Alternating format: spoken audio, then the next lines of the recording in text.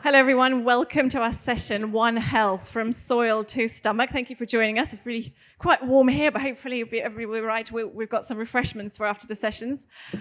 We'll be today discussing the tools available to us as farmers and growers to influence the nutrient quality of our food and what it all means in practice. So apt, I think, that the session is late in the afternoon, just before we head off to sample the nutrient quality available in the earthworm arms. My name is Anna Reynolds, and I work for the HDB. I'm head of knowledge exchange for cereals and oilseeds, but also part of a farming family, and we farm in Northamptonshire. And we've got a fantastic panel here for you tonight, or this evening, or this afternoon, or almost evening.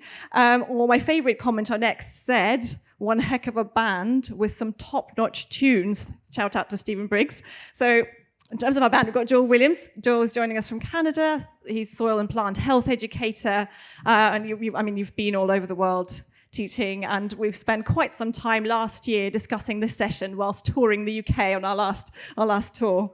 Dan Kittredge joined us from the US. He's organic farmer and founder of the Bionutrient Institute and a leading proponent of nutrient density, so really looking forward to hearing from you. Dr. Hannah Fraser, is a farmer from West Yorkshire. She's also a medical doctor, which is fantastic, and a Nuffield scholar, and you're looking pretty much at the topic of the session as part of a Nuffield, so it's really exciting. And Tom, also a farmer, coming to us from Cambridgeshire, also a medical doctor and a Nuffield scholar, and was recently featured in the 6 Inches of Soil film. So proper fame on board tonight. So the session is One Health, from soil to stomach. So it's really tempting to start with soil because actually a lot of really important things start with soil. And healthy soil ecosystems are absolutely key to so many things, not only growing highly nutritious food, but also water management, carbon sequestration, and ultimately the resilience of our farming businesses. However, farmers, we respond to economic incentives just like everybody else. So that's where we're going to start. Food is important to everyone. And the public is more interested now than even 10 years ago in where the food comes from and how it is grown. So that's where we're going to start. I'm going to start with Tom. Last time we spoke, I think you were in California on your Nuffield travels. So could you give us a little bit of introduction to yourself and also answer this question? If, as farmers and growers, we can grow food that is more nutritious than it currently is, then where are the economic incentives going to come from? And how do we get it to the majority of the population? So, no pressure. Thank you very much, Anna. Right, so yes, my name's Tom Pearson. I farm not far from here, maybe 20 miles away. We're a regen arable farm, and we are proud hosts of Adi and her sweet pea market garden, so also have a little bit of understanding around the fruit and veg short supply chain as well. I'm a medical doctor, graduated ages ago, 2001, and worked in the UK and in multiple places abroad in humanitarian aid work, and sort of settled down as a family GP, and currently doing a Nuffield, and maybe some of the inspiration behind doing that Nuffield as a doctor is this sort of endless consultation we have around diet, and the idea that we sit with a patient and we effectively offer a completely empty prescription to them, right? Everyone knows they should be eating more healthily, and for people with means, they potentially could do that. Although, as Henry Dimbleby says, we're all in this obesogenic society and swimming upstream, so it's difficult for us. But for the bulk of people, that there is a financial barrier there. And so my Nuffield sort of inspired me to say, well, come on, let's have a look at what happens around the world, what opportunities are there, what policy changes could happen here that could make a difference to helping people eat more healthily. And if we're going to start these programs, I'll discuss a few of them in a second, but if we're going to start these programs, let's not start from the bottom and work up from a quality point of view. Right? We have this opportunity to actually say, well, let's think about equitable access to food, and food that is healthy and nutritious and planet friendly. And let's not work from the bottom and then claw ourselves back up to the top, because it probably won't happen, right? So the Nuffields allowed me to go to also, as I said, to just literally come back. I'm 48 hours from coming back from California, so I'm a bit spaced out from that. But you know, been seeing examples of produce prescription, medically tailored meals, the food as medicine movement, which is growing very fast in the US and you know, is growing in the UK a bit slower, but it's there. And then lots of sort of interesting food hubs, you know, suppliers and aggregators and distributors of small and medium holding food, and how those sort of link in with some of these food as medicine programs, which has all been quite interesting. So I sort of feel very quickly, don't want to bombard you with stats, but you know, it's a major issue, right? The food related ill health costs in the UK are costing the UK around £98 billion a year. Okay, it's reducing our GDP by 4%, and its direct cost of the NHS is 19 billion a year. And to put that in perspective, the entire you know, DEFRA budget is, to farmers is about 2.3, 2.4 billion, right? So is there an opportunity for farmers to get involved in delivering public health interventions effectively, and where does nutritional food sit with that? And I just sort of, to finish off and just maybe answer the what if now, the so what now, right? Because it's going to be amazing hearing about some of the science behind all this. But you know, so what as a farmer? Like, what, you know, what's going to change for me? I could work very hard to grow all this stuff, but you know, is anyone actually going to pay me any more for it, or is there going to be any markets available for that? And I think there are some sort of pivotal points that might happen, might not, but we really need to get behind them and push for them. I mean, I'll just pick a few of them. So the Food and Farming Countryside Commission did a piece they called the Hope Farm Statement, which many of you might know about. But that's effectively an absolute. It's an amazing document, because you've got massive food businesses like Nestle and Arla and Danone and things, basically saying, we want government intervention, and we think that that people should be eating, you know, getting 50% of their food locally and environmentally friendly sourced, right? As in, we can't do that because we make too much money for our shareholders, and so we need something, you know, to get in the way of that free market. So that was a really interesting thing, and that was May this year, so quite recently, picking some of the recent ones.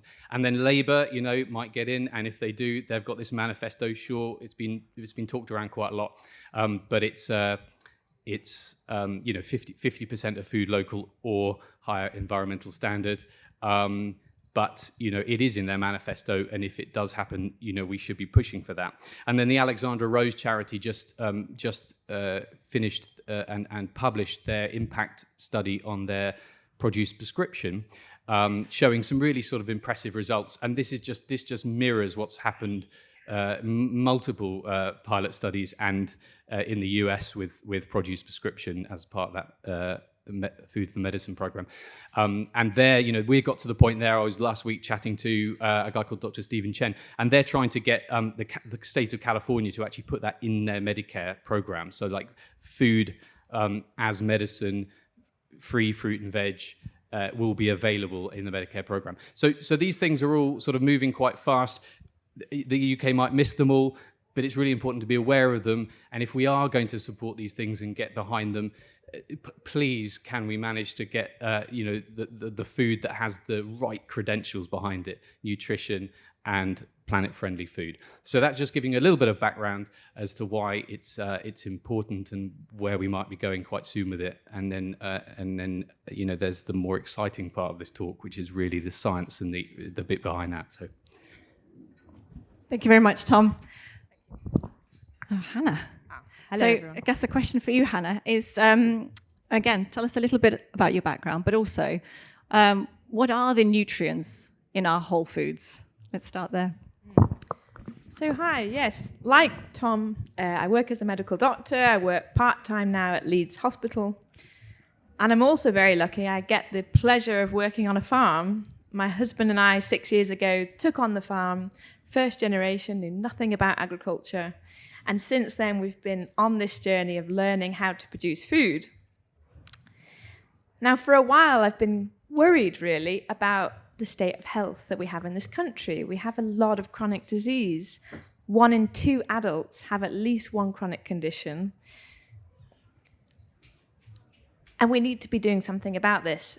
And the more I read about it, food often comes back as the answer. What we eat really matters. But then I started thinking, well, is that the end of the story?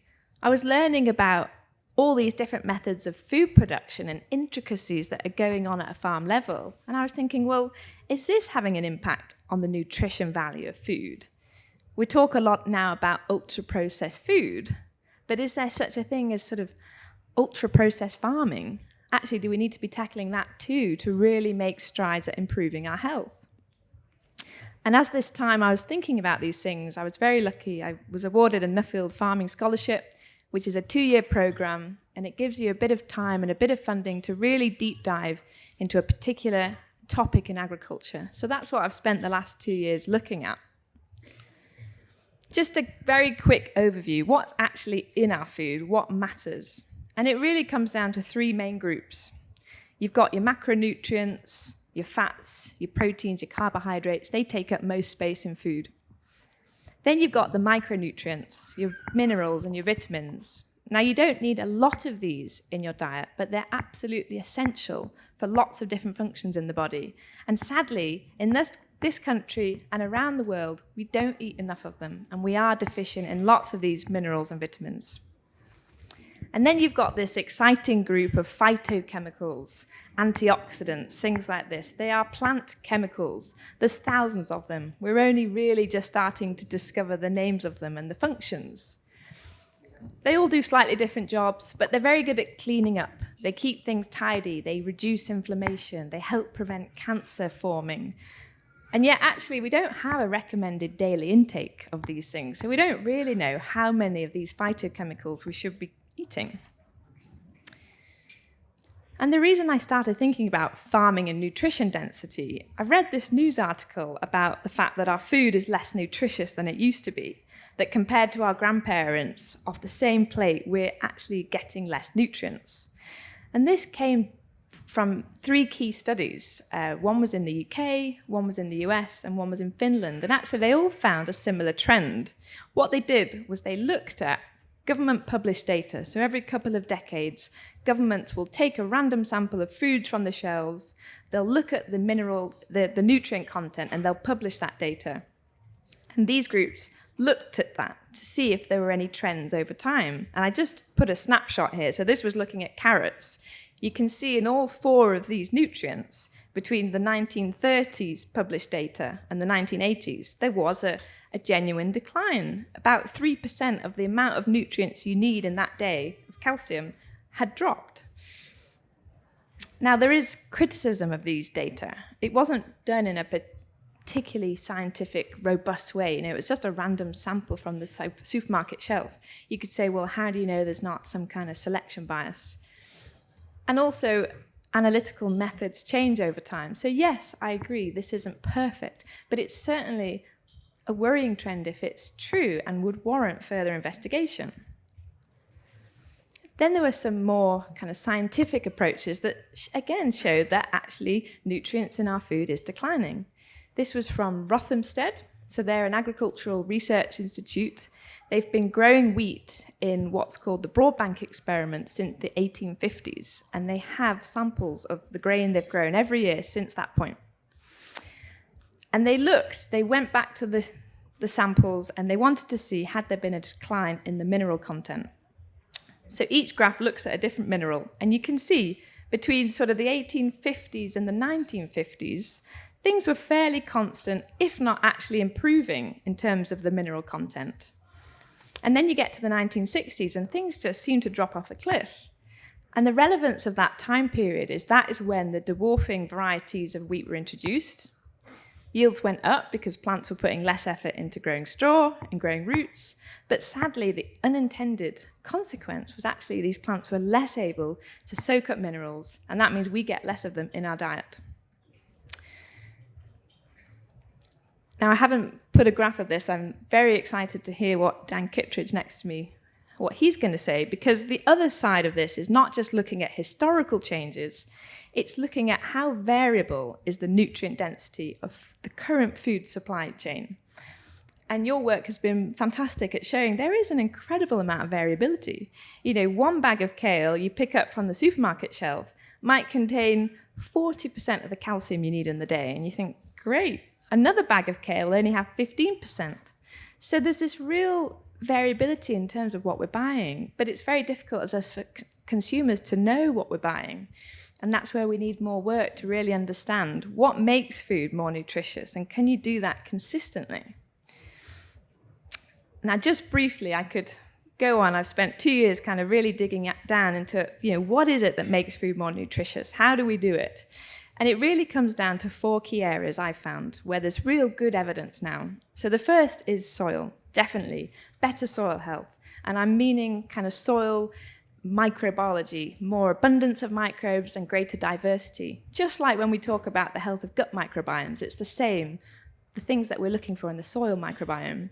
And it seems like when there's better soil microbiome, there's more microbes to be working, to be digging out those nutrients from soil and feeding them into our crops. That either goes directly to us or that goes into our animals, then to us. That can make a huge difference. And if you're interested in this topic around soil, What Your Food Ate is a great book. I've met David and Anne, and they really understand this field. And actually, it's now going a bit further, because it seems like the healthy bugs in our gut are actually very similar to the healthy bugs in the soil, and that maybe there is this direct transfer. So when you're eating raw foods, like your apple, salad, you're actually eating microbes, if they're there, and that might be seeding, just like a probiotic, into your gut and actually boosting your gut microbiome's health. Second key area is genetics. I do think that can really play a part. Just like I showed with the Rothamsted data, the key there was that this dwarfing gene had been introduced, and for some reason, maybe we don't yet understand why, but it had reduced the plant's ability to take up nutrients. But it doesn't have to be the case. There are breeders out there that if you test and if you look for it, you can select plant varieties that are naturally better at taking up nutrients. Now, this work has been slow to date, but they have found varieties, for example, wheat that is better at uptaking zinc. And maybe if there was more demand, that would encourage the breeders and we could see more of this. The picture I put on the right is, maybe a completely different project. That's looking at perennial grains. Now, perennial plants tend to have much deeper root structures. You can see how deep that plant on the left is compared to its annual cousin on the right-hand side. And the data then shows that these grains from perennial plants have much better nutrient density. Now, this might not yet be commercially viable, but it's an indication of where the future could head if we put nutrition on the table. Third category is what's known as biofortification. This is when you specifically add certain nutrients, just like we're now starting to do with adding micronutrients for our crops' health. Actually, if you add micronutrients at the soil level, they get into our plants, they get into our diet, they get into us. This is what Finland did, so they naturally have very low selenium in their soils. It doesn't matter how healthy your soil is, if it's not there in the first place, it will never be in the plant. So they now ask all farmers to apply a selenium foliar to their plants, and they've shown how much that's improved the selenium in the grain, and they've even got the trials of humans now showing the blood levels are much improved. And the fourth category is looking at the feed of animals, and this one was quite simple really. This is just about how much greenery goes into the animal's diet, the better the omega-3 profile, and also the better minerals and phytochemicals. And I know Dan's been doing a lot of work on beef, so I think he'll cover this in much more detail. But really, that's a very brief summary of 4 key areas where I really think there is good evidence now that farming can and will improve the nutrient density of foods. Thank you very much for that, Hannah. Next question is for Dan. So again, please tell us a little bit about yourself. And also, let's talk about nutrient density. Nutrient density is a complex biochemical matrix, but do we have a good definition of it today? And how variable in nutritional content are whole foods today, again, as Hannah mentioned?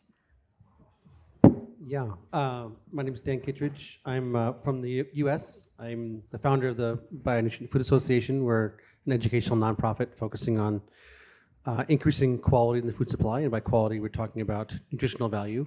I would say we do not have a good definition of nutrient density, and that's part of what we've been working on. And I'd like to show you some of the variations we've been finding in whole foods as part of our research. So our organization started a project in 2017 looking at the variation in nutrient levels in food. We had three pieces of the puzzle. One was to look at the variation that existed. Second piece was to look at the environmental conditions that were causal. And the third piece was to see if we could build a handheld, consumer-priced flash of light meter that could assess those variations in real time, because our vision is that people should be able to assess quality at point of purchase and make decisions accordingly. That work started in 2017. This graph is just from our 2020 data. All those green spots are farms that were working with us. Each farm was, they were answering a long questionnaire about management practices. Did you till? If so, how deeply? With what? What was the variety? When did you plant? What was your fertility program? Did you cover crop? What was the cover crop mix? How did you terminate it? Just a long suite of management data. The orange dots there are citizen scientists just buying samples from the grocery store. On the right, you can see the number of samples we got and each of those crops. Over the multi-year project, we got a little over 10,000 samples of crop and about 8,000 samples of soil. At the bottom left, you can see on the crops, these are the compounds we're looking at. Not a complete nutrient assessment. This is sort of preliminary work, but antioxidants and polyphenols, the plant secondary metabolites that Hannah was talking about, and then the minerals as well, and bricks. And on the middle there, you can see the metrics we're looking at in the soil. So carbon, respiration, pH, and a bunch of minerals. So these are the metrics we were looking at, but what I want to show you is some of the results we found. And these are, again, for carrots. We didn't plan this ahead of time, but we're talking about carrots. We have graphs like this for over 20 different crops. These first two slides here are referring to elements. So you can see on the slide on the left, on top, it says sulfur in carrot. On the left side, the vertical axis, you see number of samples, so 0, 20, 40, and 60, that would be there. And then on the bottom, you can see I think it's 8.41 on the bottom left is the milligrams of sulfur in the carrot that had the least sulfur, and 33.19 is the milligrams of sulfur in the carrot that had the most. That's about a 4x variation, which means that the one on the bottom right corner had 4 times as much sulfur as the one on the bottom left. The red, orange, yellow, light green, dark green, it says fifths of the range. So if that 8.41 was 1 out of 100 and 33.19 was 100 out of 100, the red is 1 to 20, the orange is 21 to 40, the yellow is 40 to 60, the light green is 60 to 80. So we're basically breaking it out so you can see how the bell curve is laid out, and you can see the peak of the curve is about the 25th percentile. The vast majority of the sample is below the 50th percentile, right? There are some carrots that have 50th percentile and above, but maybe that's 10% of them. Effectively, what we found, Hannah was talking about the average in 1950 and 1980 or whatever it was. What we're showing is that the variation exists in the supply chain. People know that some carrots taste good and some carrots don't. What we're seeing is that the vast majority of the carrots, at least in sulfur here, have a relatively low level in relation to what they could. And again, we have data like this for over 20 crops that we collected from 2018 through 2022. The right side here is phosphorus. Similar metrics, 0, 20, 40, 60 in the vertical axis. 11.7 is the lowest, milligrams per 100 grams, and 93.69. That is an 8x variation. So the one on the bottom right, those 2 or 3 samples there, had 8 times as much phosphorus as the ones on the bottom left. Again, the peak of the curve is in about the 30th percentile. So this is what the supply chain looks like. The vast majority of what's available is relatively quite poor in relation to what it could be. Antioxidants is our next one. The left graph there. We talked about the antioxidants and how they're extremely helpful in reversing, cancer and diabetes and things like that. 4.92 is the low and 195.05 is the high. That's a 40x variation, as in you would have to eat 40 of the carrots on the left side to get as many antioxidants if you ate one of the carrots on the right side. The peak of the graph is somewhere there between the 10th and the 20th percentile, right? So most carrots have remarkably low levels compared to what they could have. On the right, we have polyphenols, 2.34 to 49.75. That's a 20x variation. Again, you have to eat 20 of the ones on the left to get as much as if you eat one of the ones on the right. This is the nature of the supply chain. And the peak of the graph is the 10th percentile. You see that in the middle of the red there? Like, that's not...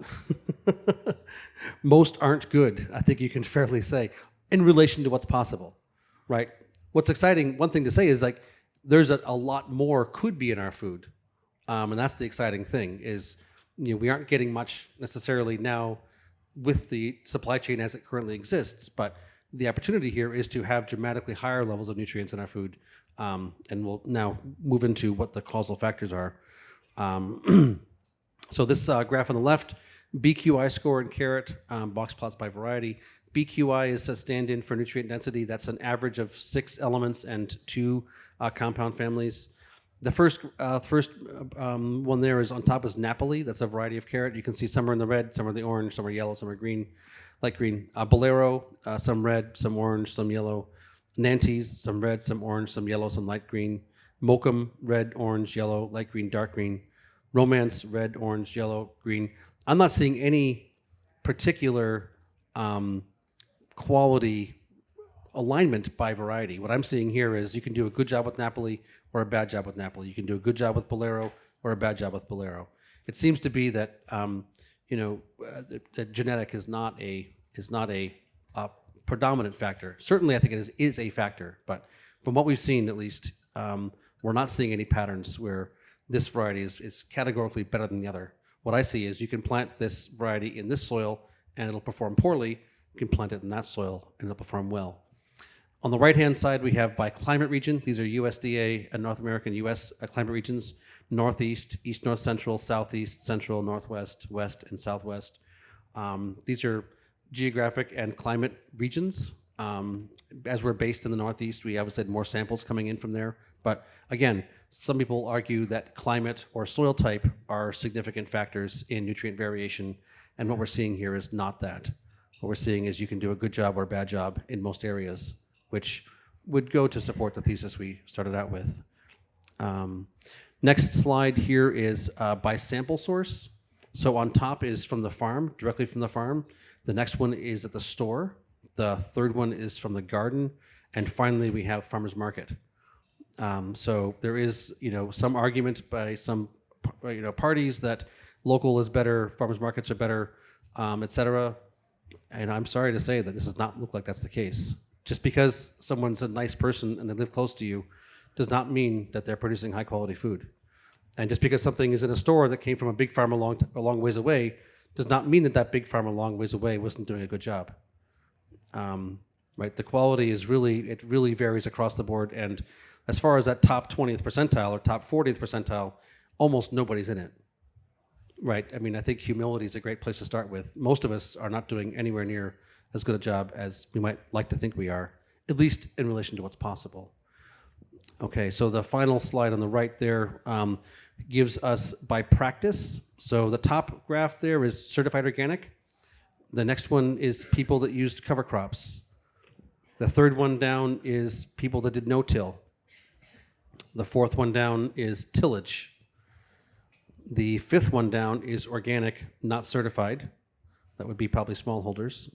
The sixth and seventh are reference and none, which basically means grocery store, not organic. And if you look at where the fattest part of those two are, it's to the right of where the fattest part of the previous ones are. So again, to the point of humility. Just below those is regenerative. And then we have biodynamic, local, greenhouse, light till, and heavy till. So again, any individual certification label or practice does not seem to correlate with nutritional value. The only thing that we found that actually correlated from all of our metadata with nutritional value was soil respiration, the level of breathing of life in the soil.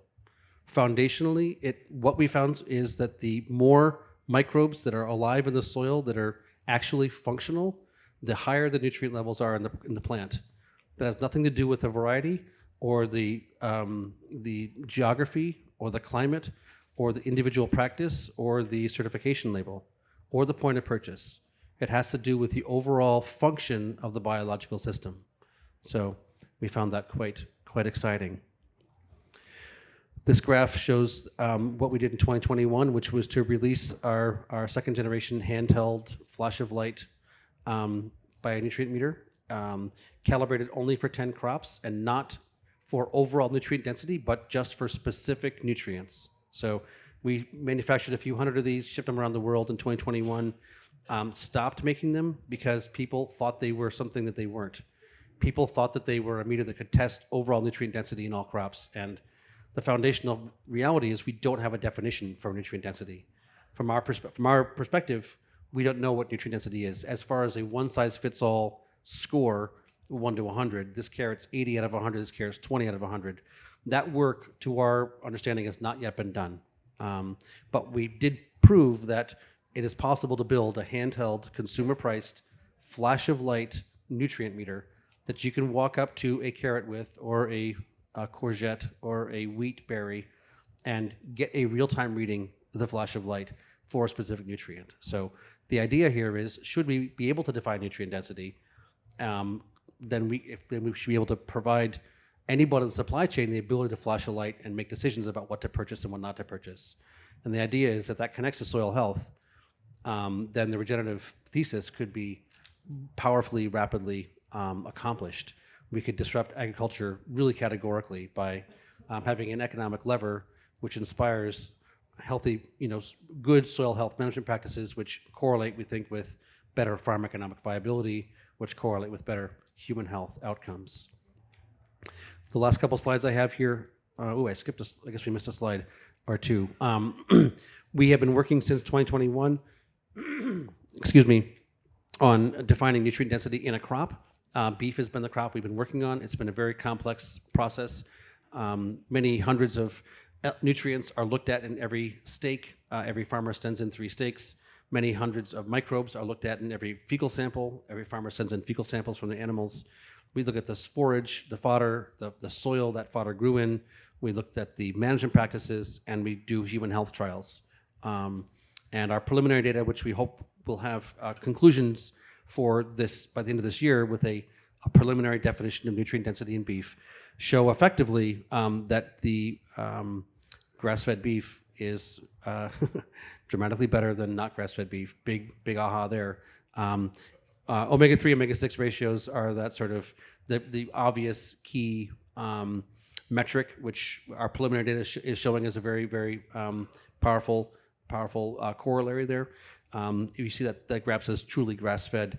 That comes from samples that a company submitted to us from a purveyor that claimed their cows were grass-fed. And most of us know that most cows at some point in their life do eat grass. So again, the idea here is that with this kind of technology, we can look right through the marketing claims and sort of all that sort of surface stuff to the core biochemistry, and provide the confidence to the consumer to assess directly the nature of the food, not have to trust labels that may be I don't want to say deceitful, but not intended to facilitate complete transparency. The average is there on the bottom. The 1.7 to 1, I think, is generally understood that below 2 to 1 is quite good. American Heart Association says anything above 4 to 1 is bad. On the right, you can see the grain finished beef averages at 8 to 1. And interestingly, for anyone who raises pigs or chickens on pasture, as my family has done for 40 years, if you're feeding your chickens and pigs corn and soy, their omega-6 and omega-3 ratios are like 15 to 1 or 20 or 25 to 1. So if we're feeding, as Hannah just said, lots of brown to our animals, like grain, even if they're out on grass, the majority of their nutritional intake is coming from grains, they actually have quite unhealthy ratios of these compounds. There are solutions to that with sprouting and fermentation. We can discuss maybe at a later date, but that is an interesting point. And finally, the most direct correlation we found to the highest levels of, or the best omega-6, omega-3 ratios correlated very nicely with diversity in the pasture. So a monoculture pasture is certainly better than grain, but a polyculture pasture, really does show to be providing this most superior quality meat. On that point, I'll end. Thank you very much, Dan. And that brings us very nicely onto Joel. Tell us a little bit about yourself, but also let's expand on that value of biodiversity in the soil. And can we talk about how plants extract nutrients from the soil and the microorganisms with which they associate? Thank you, Anna, and welcome everybody. My name is Joel Williams, and I'm an independent plant and soil health educator. And I'm very honored and privileged to be able to travel all around the world and speak to farmers and help them upskill their understanding of soils and how soils work and how they can better manage them. And soil biology is a really important part of the nutrient cycling. Plants can get nutrients out of the soil themselves. Through their roots, and they release root exudates, they can release organic acids, things that can solubilize the nutrients and make them available for absorption. But it's just that microorganisms can do it much, much better. And that's because in soils, microorganisms exist in vast diversity, incredible diversity. And with that genetic diversity means that those organisms have many, many different tools, many different specializations, many different ways and means in which they can unlock and scavenge and make nutrients available. So yes, plants could do it themselves, but microorganisms can do it so much better. And that's why then the plant invests and associates with those organisms, forms that symbiotic relationship so that the plant will photosynthesize and give them carbon, give the organisms carbon, and in exchange, those organisms will return nutrients from the soil through that process. And that was one of my slides that I was going to talk about. So let's quickly dive into it because I know we need to make time for questions. But if anyone's interested, this paper here, you can Google this title. It's a really good, interesting, comprehensive paper that covers this question about linking healthy soils to healthy humans and the planet. I'd encourage you to have a look at that. But, just for example, on the left-hand side there, well, of course, we get the vast, massive majority of our calories consumed by humans come from the soil. So, of course, from that soil comes then these essential nutrients, like we heard about before from Hannah, zinc, iron, some of these. And there are many, many of us, particularly in the global south and the developing world, who are deficient in these key minerals. For example, 1.1 billion people deficient in zinc, and we have a study that did a global assessment of zinc in soils and found that 50% of those soils are deficient in zinc. So, of course, at that basic level, it's very obvious to see, well, we extract calories, our energy, and our nutrients. This does come ultimately from the soil. So, of course, the quality, the state of the functionality of that soil is going to impact those nutrients coming in through our diet. Of course, we also need soil for fiber, for energy, for medicines, for example. And of course, soil can also be a source of contamination or pollutants or pathogens. So, of course, it can be have negative effects on us as well.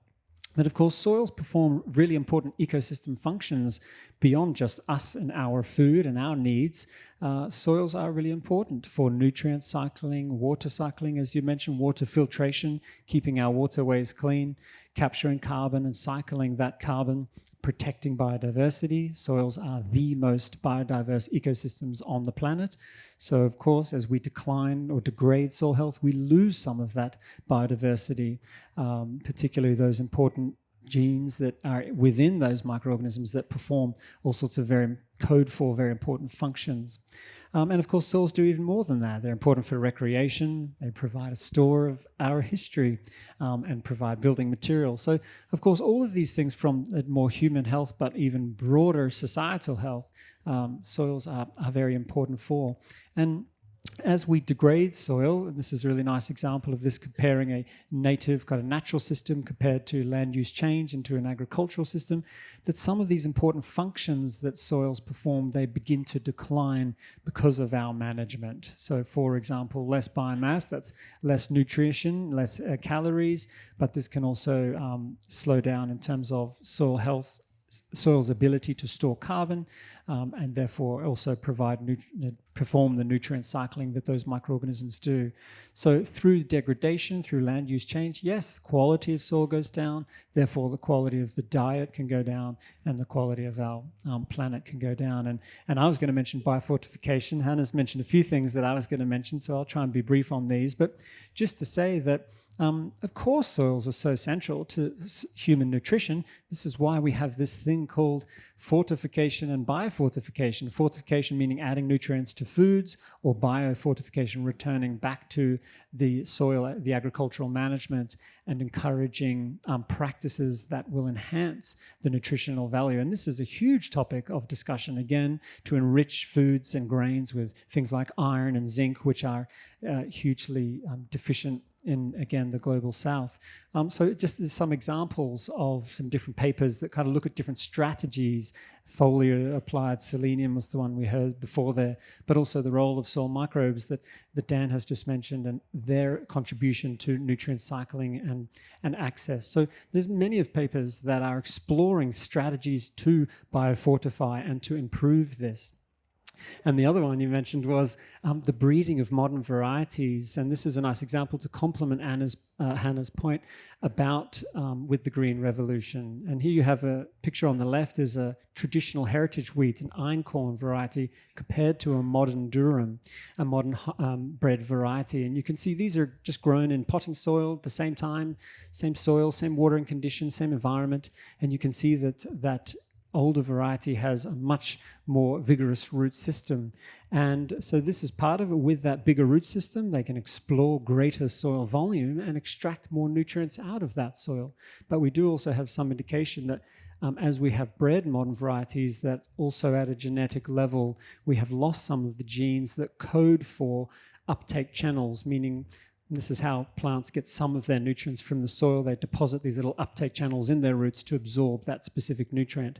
And that uptake channel is coded in the genetics. So through breeding and selecting for yield and other things, we've lost some ability to accumulate, particularly some of the trace minerals at that genetic level. And the other part of your question was, therefore, how do modern varieties associate with this soil biome, with that microbiome? And again, through modern breeding, through domestication, we have been breeding plants that, because of our management, where we have a high input, where we apply fertilizers, we apply inputs, the plants use those fertilizers, they become lazy. They don't have to form these associations with the microorganisms. So if we compare older varieties to modern varieties, not always, I'm not saying this is always the case, but there are many examples that demonstrate that modern varieties are associating less with that soil microbiome, be that plants with mycorrhizal fungi or legumes with the rhizobia. We have many, many examples where this is the case. So they seem to be associating less with them, not always, but often. And yes, this also has implications. Potentially now, as Dan has also mentioned, that the key correlation there was the respiration, this indicator of overall soil activity. So the modern breeding may also be an important factor here. I'll skip over this one. It was just a nice visual example to demonstrate this. You can see we're comparing some of the older to newer varieties, older being green, newer being blue, and how well they associate with mycorrhizal fungi, for example. In a range of different kind of crops, and comparing that to maybe some of their wilder ancestors and wilder relations. So yes, there is this kind of general trend, and just trying to give a visual example to that. And then the point here of, which is kind of this term has been coined, One Health, and it's this idea that yes, there are some microbes in the soil that do enter the plant, that they grow in the plant, and yes, as animals eat those plants, as we eat those plants and we eat those animals, we are inheriting this microbiome, we are ingesting these organisms. And there is a common link. There are some organisms that are in the soil, that are also in the plant, that we also find in animals, that we also find in us. And this is the part of this discussion of One Health, that we cannot separate these things and try and study soil health and human health and animal health separately, that indeed there is this intimate connection between us all. And one small example of that would be our various microbiomes that does overlap. And so that's just a quick example of how microbes inherit that microbiome, particularly from the soil, and then it is passed through into the seed. So it's even carried through from generation to generation. And this is, again, the point about plant breeding and modern varieties, that the microbiome is inherited through that production of that seed for the next generation.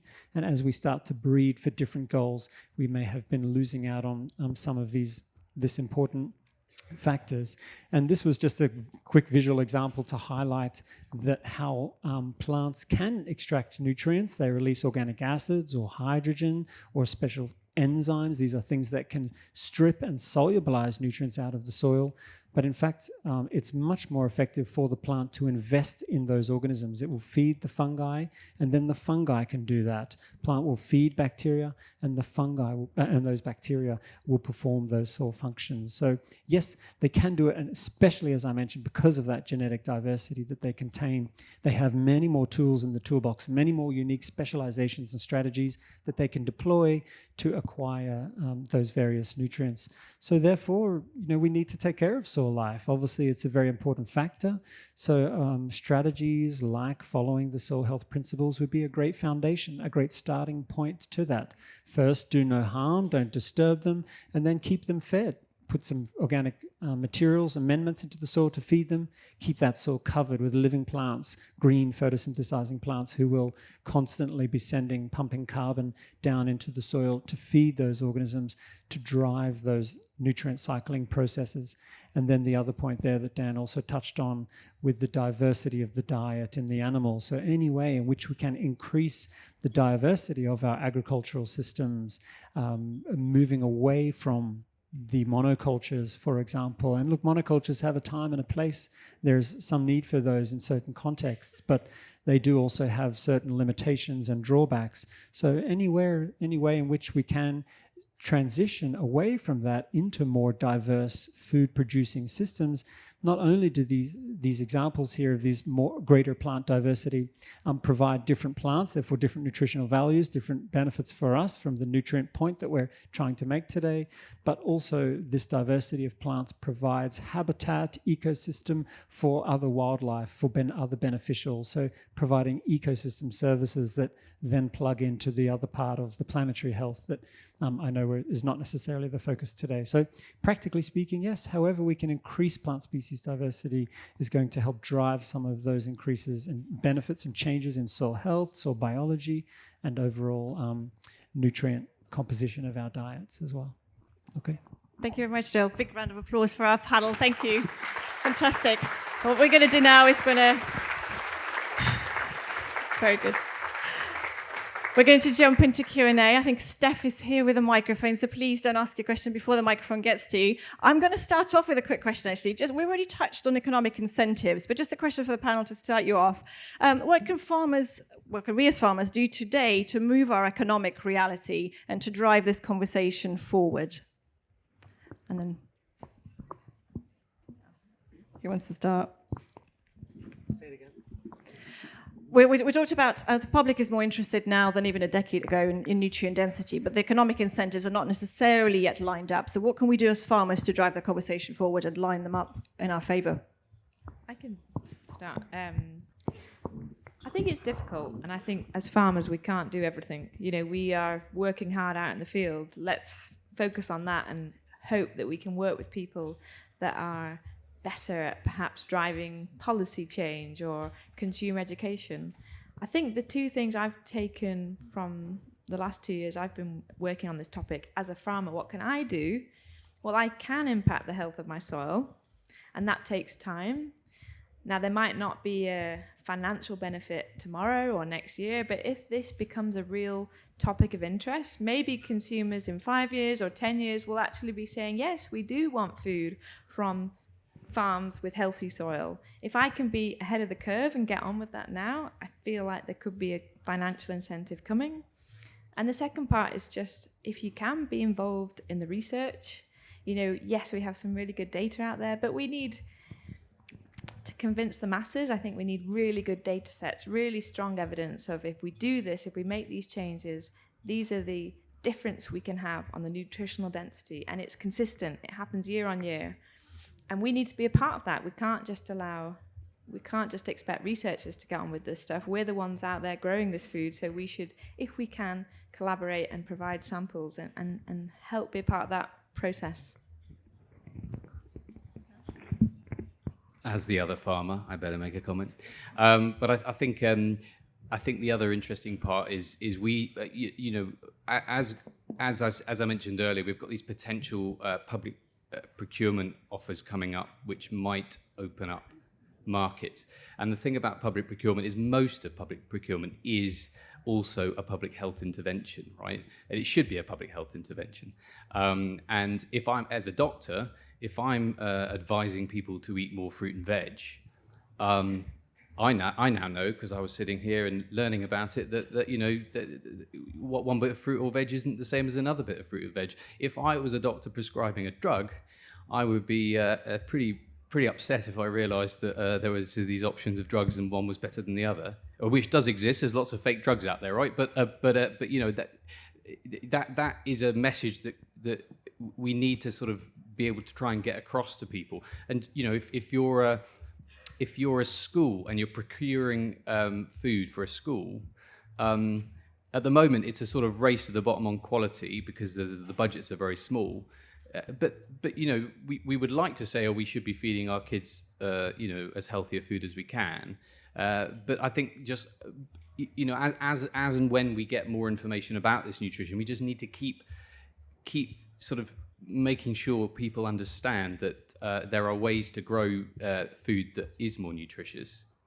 And the brilliant thing about it is it's also planet friendly, right? So if you can tack nutrition onto the fact that you're ticking other boxes, the NHS has a roadmap. April 2028, every single bit of fruit, food or beverage has to have a carbon footprint, and it has to have an environmental sort of status. And that's a while away. If we start learning more about nutrition, might well have a nutrition tack on it as well. So we just need to, as Hannah said, get involved in the research, really try hard to invest in our soils if that is what's making nutritional food better, and just keep on sort of banging that drum. Thank you. Got a question here from Andrew. Just in front of you, Steph. Oh, behind you. Thank you. Thank you. Also a Nuffield scholar, so other questions are available. This is really for Joel. We've seen a massive increase in allergies in people. Bob Quinn wrote his book Against the Grain, which kind of said that modern wheats are creating a lot of digestive trouble, and that if we go back to eating heritage wheats, they can solve a lot of that. You said something there that modern wheats have lost a little bit of their association with soil biota. I wonder how much of that is driving allergies. Yeah, I don't have an insightful comment on this one. I apologize. It could be possible. Yes, you're right. The proteins that we have in modern varieties are different to the quality of the proteins in some of the older ones, and that's part of that allergy phenomenon that you're referring to. Whether there's a link back to the soil biology, it's possible. Certainly not something that I have come across through my work, but happy to hear if anyone else has a comment on this. But it may well be that it's theoretically possible that the plants are lacking the interaction with an organism who are able to trigger or prime that quality enhancement in that plant. So this comes back to a bit of genetic kind of crosstalk between microbes and plants. Microbes do also release signaling molecules, metabolites, compounds that can trigger genetic expression in the plant. And some of these interactions are very, very specific. So it could well be that without some of those microbial triggers, that the full plant's genetic potential has not been switched on, and or changing the balance of some of those proteins, hence causing the allergens. It's theoretically plausible, but I can't say I've come across anything on this one. Okay, we've got a question at the back, a question towards the centre front here, and a question on over there as well. Thanks, Steph. Hi, yeah, just a question for the panel, really. It's just about the rooting qualities and depths of various plants, particularly the ryegrass, but going on to maize and corn. There's just not a lot of rooting there. I've spoken to plant breeders, and they're not really that interested, surprisingly, and so it would solve a lot of the problems with erosion and nutrients and so on. Just want any thoughts on that? That's all. Some of the best data I saw on the nutrition difference was like I was showing that they call it Kernsler, so it's a perennial type of wheat, and its root structure is colossal, and it can just get to all these deep stores of nutrients. I mean, these things are down there often, they're in the bedrock, but the modern day plants, their rooting structure is so poor. The challenge is that breeders really aren't open to this concept of nutrition because nobody's asking them for it. Nobody is demanding more nutrients from food. So somehow you've got to find which point in the circle to break first drives demand for this stuff, and then I'm sure the scientific knowledge and the breeding capacity is there. It's the desire that we need to tackle. Thank you. I would just add, I totally agree with your point, and I talk a lot about this, the lack of rooting in modern plants and/or management. And if you'd like, you can find, I do have some talks on YouTube and things, you could dive into this. I've got some stuff there. I think it is a big part of the discussion that maybe is not talked about quite so much. Thank you. All right, we've got a question here, and we're going to take another question from the side. Thank you very much. And then what we're going to do after this is we're actually going to finish this session. We've got some refreshments available, and we're going to carry on the Q&A. So please, if you've got more questions, stay after this. But please, a question from the front. Hi, my name's Alice. I'm another GP, and I am afraid I don't recommend more fruit and vegetables. I tend to tell people that fruit is just sugar and vegetables are expensive, crunchy water. It goes down better with some people than others. And for some people, there's too much fibre in for some people to tolerate. But it's the sugars and grains I tend to warn against the most. And I wonder quite what's going on, but people do seem to get better when they go on a low-carb diet. And there's certainly something inflammatory about sugars. And also there may be some antigenic reactions in the gut to some of these other things we eat. Along with that, I'm telling people to eat a lot more ruminant meat. And I'm hoping very much that this actually goes along with the sort of regenerative idea, and that you're actually putting back some nutrition into the soil with it. But maybe with what you're saying about getting better quality vegetables, then I might be able to recommend vegetables again. But at the moment, I'm finding that actually the problem is that people are pushing out their actual the nutrition they really need with stuff that really isn't doing them any good.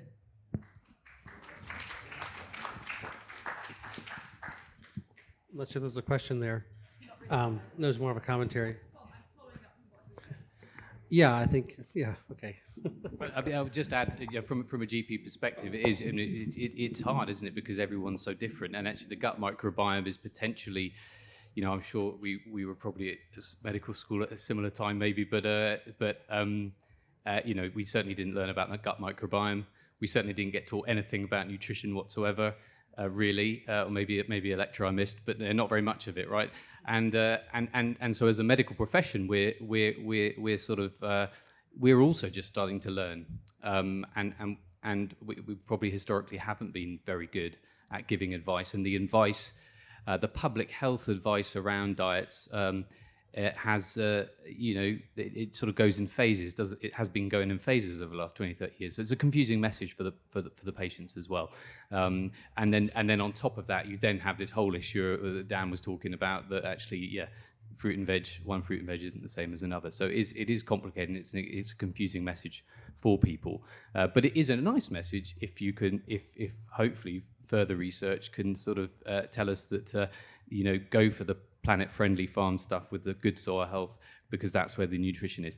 And on top of that, I don't know if anyone wants to make a comment on it as well, but if you want to get people to change their behavior and eat more healthy food, you've got to have it be tasty. And I don't know if anyone's got any comments on whether nutritional food, highly nutritional food, has more taste. Maybe, Dan, you had some taste data. Yeah, I think there's a couple of points I'd like to make.